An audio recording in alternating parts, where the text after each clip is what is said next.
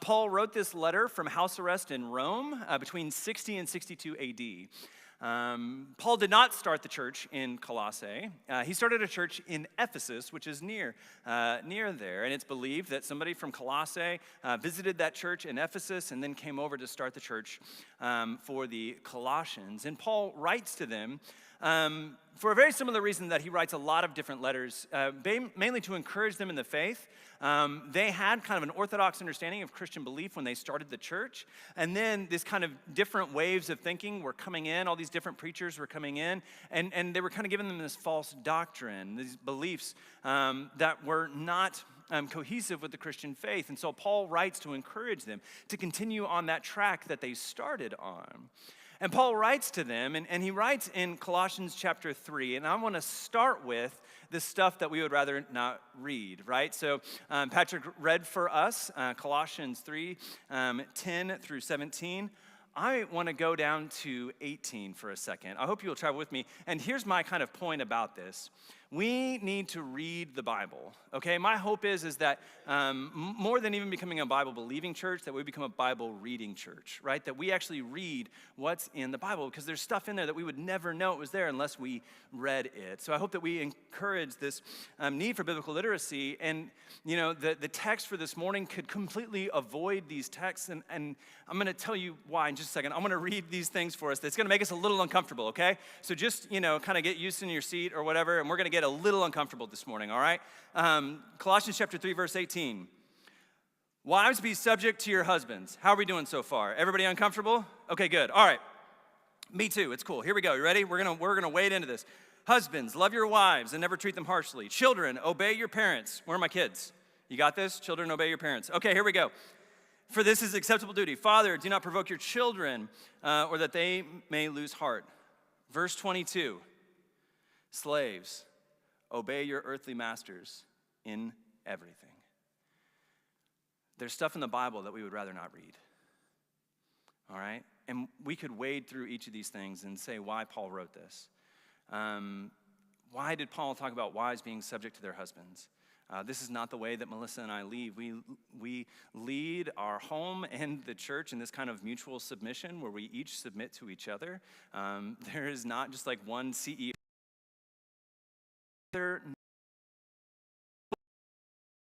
In the Bible that we don't want to read, that we would rather not be in there. What do we do with that stuff? Well, there's a couple of temptations here. There's a couple of options here. And one of them is this temptation just say, well, that's not for me. I'm just going to leave it out of my Bible. I'm just going to ignore those parts of the Bible that I don't agree with. And there are definitely other people who have professed Christian faith that have chosen that option.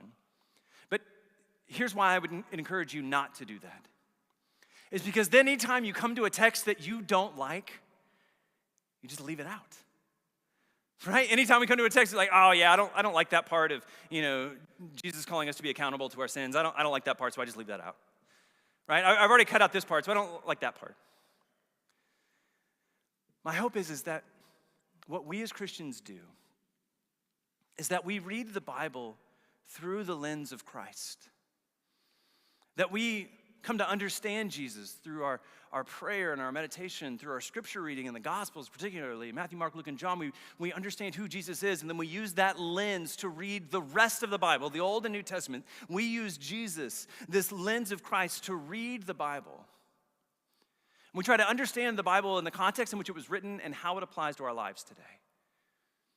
That maybe, Paul's going to talk a lot in this passage, Colossians chapter 3. He's going to talk a lot about how to live and these kind of clothes of righteousness to put on, these good things that live throughout our life, these things that happen. When we follow Jesus, we start to look more like him. I wonder if this passage in Colossians chapter 3, starting in verse 18, I wonder if this stuff wasn't Paul's best attempt to apply Christian teaching of love and forgiveness to the world around him, even if it seems a bit outdated. Here's my hope, my prayer, is that we, as people of faith, would struggle with the Bible. That we would not cut stuff out that we don't like. We wouldn't just say, yeah, that's not me. But we'd say, you know what, this is my sacred text. I believe that I can read this through the lens of Christ. That there's something to be redeemed here. And most of all, friends, I just hope that we read it. Right? Does this make sense? Okay, so this is like that's the stuff we wouldn't want to read, right? Okay, that stuff is in there. Okay, Colossians chapter 3. I encourage you to go back and read that stuff later and just figure out, how do I apply this to my life today? Okay, that's your kind of, like, if you want to get extra credit, okay, that's the extra credit, right? We're going to talk about the fun stuff today, okay? All right, so now, what about this stuff about living and dying, right? In order for something to live, something else has to die. In order for something to live, something else has to die. We are going to go all the way back, Colossians chapter 3, verse 1 this morning. So we read, Patrick read for us this morning about these things that we put on, these things that we clothe ourselves with. And that comes in context of the stuff that has already died off. Okay, so we're going to read about this stuff. Colossians chapter 3, verse 1. So if you have been raised with Christ, seek the things that are above, where Christ is seated at the right hand of God. Set your minds that are on things above, not on things of the earth. For you have died, and your life is hidden with Christ in God. When Christ, who is your life, is revealed, then you also will be revealed with him in glory. Paul is saying, look, you have died with Christ. You have died with Christ. What does that mean? Paul is saying that when you have accepted baptism, whenever God has offered baptism, you have accepted baptism. Whether you were an infant and you affirmed it for yourself, or you were an adult and you said, I'm going to give my life to Christ, I'm going to accept baptism for myself. When you do that, you are literally dying to Christ and being raised to new life. This is why, Pastor Tom, I really appreciate the ASL for death and baptism. Right? Whenever Delonzia was baptized, I learned this, that death in baptism is this, right? So death is this in ASL. Baptism is very similar, right? Baptism, death, baptism. Why? Because we have died with Christ. That old life has died with Jesus so that we can experience Jesus' death, which is resurrection. This is what Paul is saying, that when you have been baptized, you have died with Christ and you are being raised to new life. Abuse. What does Paul to dying with you? Now, do you get it right perfectly at the first go, right? Do you come up out of the waters of baptism and say, I'm not angry anymore? Maybe, maybe not. But what Paul is saying is these are the things that we are working on dying, right? That these are the things that need to, this is the weeds, right? This is the weeds in the yard. These are the things that need to die so that your grass can grow. All of these things, look at this list, right? Sexual immorality, impurity, passion, evil desire, greed, anger, wrath, malice, slander, and abusive language. Right? These are the things that are dying. Anger, right? Anger, we can always say, yeah, anger is a bad thing. Unless somebody did something really bad to me, right? Of course, yeah, anger is a bad thing unless somebody cut me off, unless somebody offended me, unless somebody hurt my feelings, right? No. Look at Jesus, okay? We read about Jesus being angry one time. Right? You remember where it was? In the temple, right? 10,000 points, Sheila. All right, let me get that down here. Hold on a second. Jesus gets angry one time in the temple in the Gospels. Okay, if Jesus got one, how many does that give you? Right? Okay, fine. Even if you got one, I bet you already burned your one. You know what I mean? Anger is this thing that ought to die. Greed. This burning passion, this desire to get more. How much do I want? I don't know. I just want more. I just need more. These are the things that we are leaving in the water of baptism. These are the things that are dying away from us. Man, I love this. Continue just a little bit longer. Paul talks about how these things have died away, right? These things are dying off. And then in verse 11, he talks about this renewal that happens, that once those things die away and we can clothe ourselves again, right? Clothe ourselves. Going back just a little while earlier, do not lie to one another, verse 9, seeing that you have stripped off the old self with its practices and have clothed yourself with the new self, which is being renewed in knowledge according to the image of its creator. In that renewal, verse 11, right? Colossians chapter 3, verse 11. If you have like a highlighter, it's like a Sharpie, something, right? In that renewal, there is no longer Greek and Jew, circumcised and uncircumcised, barbarian, Scythian, slave and free, but Christ is all and in all. Look at all these people that Paul is saying are coming together now. Greek, Jew, circumcised, uncircumcised, right? What does this mean? Paul is writing to a Gentile church. What does that mean? That the majority of people, read about this in Colossians chapter 1, right? You could read Colossians in a day. Just go try that out. You know what I mean? Colossians chapter 1. Paul writes to these people who were once far off. In Colossians chapter 1, you were once far off, but now have come near. You were sinning, and now you have come close. What does that mean? That they are a majority Gentile church. These Christians were not Jewish before they started to follow Jesus. At least the majority of them were not. And this was a big deal in the Christian church in the ancient Near East in this time. Right? Because they were Jews who had followed the law. They had done all the rituals. They had done all the practices. They'd done all the right things. And now they were giving their life to Jesus, Jesus who himself was Jewish and had followed the law and done all these things.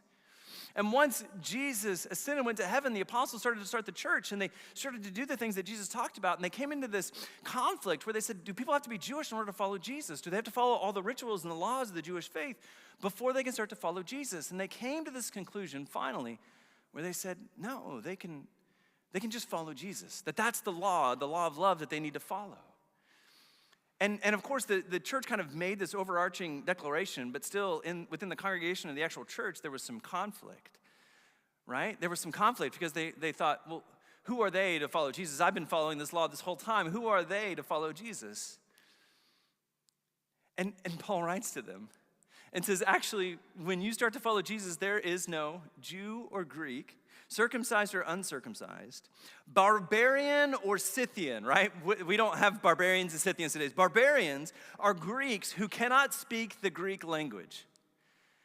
Hold on. They are people who live in your community that do not speak your native language.